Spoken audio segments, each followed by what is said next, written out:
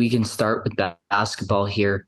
And really, I think today I just want to focus on the second item in our notes, and that is the WNBA Superteam Era, right? Okay. WNBA season in full swing, uh, and a time where we finally get to showcase that sport.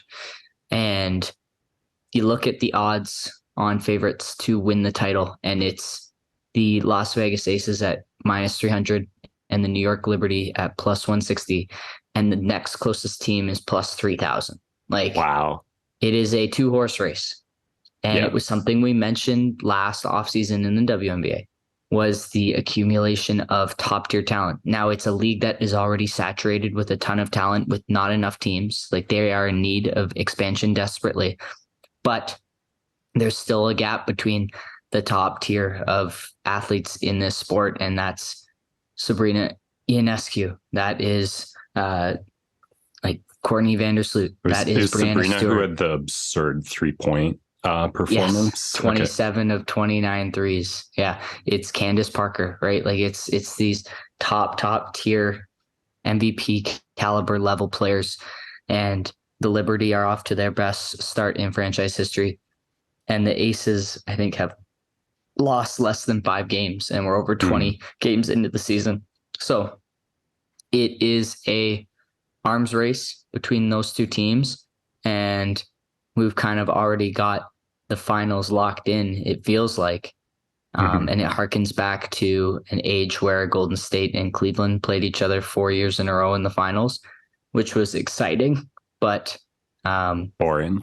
I don't know. I don't know if this is good for the WNBA or bad. It's two Yeah. larger markets, which is nice for them to get that exposure, especially in New York.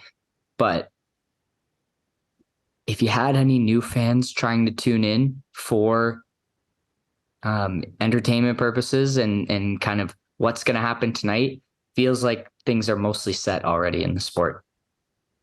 And is this a spending issue or more like the NBA super team era where players just want to win and band together because of that? Yeah, I'm not sure on that. I don't think it's an earning thing. I don't think anything in the WNBA is earning in terms Well, of why you would move. like I can see just two franchises being super rich and like being able to offer more, but like there is some salary cap structure, I imagine. I couldn't even tell you, Yeah. but uh, it's got to be more the winning aspect, and I think the exposure aspect, right? Uh, Sabrina Ionescu was fortunate enough to be drafted to New York, but Brianna Stewart signed there because however big of a star she could be in Seattle, they already had Sue Bird, and it's just not the same level of basketball mecca that New York City is. Yeah.